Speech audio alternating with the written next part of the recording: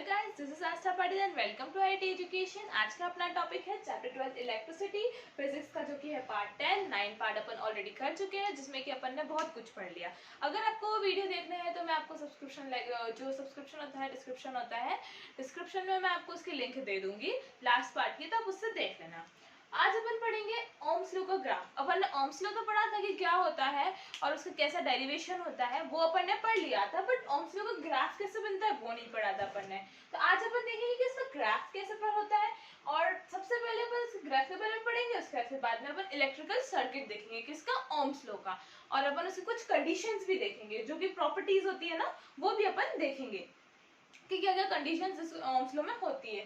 तो सबसे पहले अपन ग्राफ देखते हैं। तो ग्राफ में क्या होता है अपना, सबसे पहले तो ये जो होता है नीचे का एक्स एक्सिस, वो अपने करंट की लिए होती है, और बाय जो होती है ये जो स्ट्रेट वर्टिकल लाइन है वी की होती है, ठीक है। अब ये पोटेंशियल डिफरेंस हो गया, ये करंट हो गया, और ये जो बीच में से ओरिजिन से जो लाइन निकल रही है ना, ये स्ट्रेट लाइन, ये क्या होती है अपनी रेसिस्टेंस। बट सी, आप रेसिस्टेंस में ऐसे एरो नहीं लगाएंगे। एरो लगाएंगे तो फिर कैन बी पॉसिबल कि आपके बोर्ड में मार्क्स कट हो सकते हैं।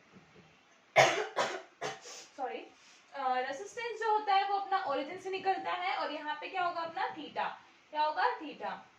तो अब अपन को बनाना है एक ट्राइंगल टाइप। तो अपना हाइपोटेन्यूस बन जाएगा। यहाँ से अगर अपन देखें तो I1 है, अगर अपन यहाँ ज्वाइन करें रेसिस्टेंस तक, और ये V को भी यहाँ ज्वाइन करें, तो अपना बन गया ना एक ये ट्राइंगल। जो अपन हाइपोटेन्यूस थ्योरम रिमेंबर करो, है ना। तो ये अपना क्या हो गया, V2 माइनस V1। अब V2 का है, V2 माइनस V1।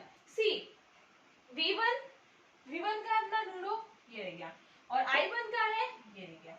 ये V1 अपन में I1 है जो कि ऐसे बन रहा है, और बीच में क्या है अपना रेसिस्टेंस, तो ये रेसिस्टेंस, तो ये बन गया। So is equals to V2 अपन में I2, V2 अपन में I2 is equals to V2 minus V1 I2 minus I2। V2 अपन में V अपन था I2, ठीक है। V2 अपन में I2 था, तो ये माइनस होगा V1 अपन में V1 से, V1 अपन से I1 से, ठीक है। तो ये अपना ग्राफ है ओम्स लॉ का। और जो इलेक्ट्रिकल सर्किट है अपन वो भी देखते हैं। इलेक्ट्रिकल सर्किट अगर अपने क्वेश्चन आता है, पूछते हैं अपन को एग्जाम में, तो आप क्या लिखोगे इलेक्ट्रिकल सर्किट का, ऐसा डायग्राम बनाओगे आप। कैसा, ऐसा। अगर इसमें लाइक सी, ये अपना क्या लिखा है, वॉट मीटर ऐड करा है, ठीक है। ये एमीमीटर ऐड करा है, इसमें माइनस होता है या नेगेटिव होता है, ये यहाँ पॉजिटिव होता है, यहाँ नेगेटिव होता है, या पॉजिटिव होता है। यहाँ से अपना आई मतलब करंट पास हो रहा है यहाँ से, ठीक है, पॉजिटिव। ये अपना बैटरी हो गया, और ये जो है क्या है, ये सोचो, ये है अपना कंट्रोल करने का, control the flow of circuit. क्या करता है ये, control the flow of circuit. ये जो है ना अपना जो सर्किट, मतलब कितना इलेक्ट्रॉन, कितना करंट पास होना चाहिए, वो ये कंट्रोल कर सकता है। लाइक वो होता है ना अपना रेगुलेटर, फैन चालू करते हैं अपन, अपना फैन जो है उसका रेगुलेटर होता है। अगर उनको स्पीड कम करनी होती है तो अपन क्या करते हैं, रेगुलेटर को घुमा देते हैं। तो उससे क्या होता है, रेगुलेटर जो होता है ना वो किससे कनेक्ट होता है, इससे।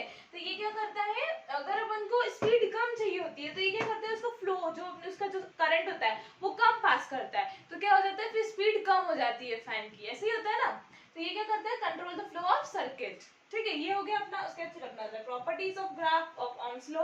प्रॉपर्टीज क्या है ओम्स लॉ की, ग्राफ के ओम्स लॉ की क्या है, graph of Ohm's law is straight line passing from origin. जो ग्राफ होती है ओम्स लॉ की वो क्या है, straight line, like see, straight line passing from the origin से पास हो रही है रेसिस्टेंस की लाइन, है ना। उसके बाद क्या है, slope of V minus I, graph give resistance, that is slope is equal to tan theta is equal to perpendicular on base resistance. मतलब जो स्लोप है V minus I, जो V है और ये I है, ये जो स्लोप है ये क्या करता है अपन को, ये रेसिस्टेंस दे रहा है। कौन सा रेसिस्टेंस दे रहा है, स्लोप ऑफ tan थीटा जो है ये स्लोप बन रहा है ना अपना। तो ये क्या दे रहा है अपन को, यहाँ पे tan थीटा दे रहा है, तो tan थीटा दे रहा है। tan थीटा का क्या होता है, परपेंडिकुलर पे बेस होता है, जो कि अपना रेसिस्टेंस हो गया। उसके बाद फिर क्या है, this graph is only valid for conductor. ये सिर्फ कंडक्टर के लिए वैलिड होता है, और कोई के लिए वैलिड नहीं होता है, ना सेमीकंडक्टर के लिए, ना अलॉय के लिए, ना इंसुलेटर के लिए, सिर्फ कंडक्टर के लिए वैलिड होगा ये graph. This graph is valid only when temperature, area, length of conductor used constant. मतलब जो ये ग्राफ कब वैलिड होगा, तब होगा जब टेम्परेचर होती है तीनों चीजें, ये क्या होगी, कांस्टेंट होगी, कांस्टेंट होंगी तो ही अपना ये ग्राफ यूज होगा और यही वैलिड होगा। सो आई होप आपको प्रॉपर्टीज समझ आई होगी, एक ग्राफ समझ आया होगा ओम्स लॉ का, और ये इलेक्ट्रिकल सर्किट भी समझ आया होगा। अगर इन तीनों में से कुछ भी चीज एग्जाम में आती है तो आप लिख सकते हैं, बिकॉज मैंने आपको अच्छे से समझा दिया है।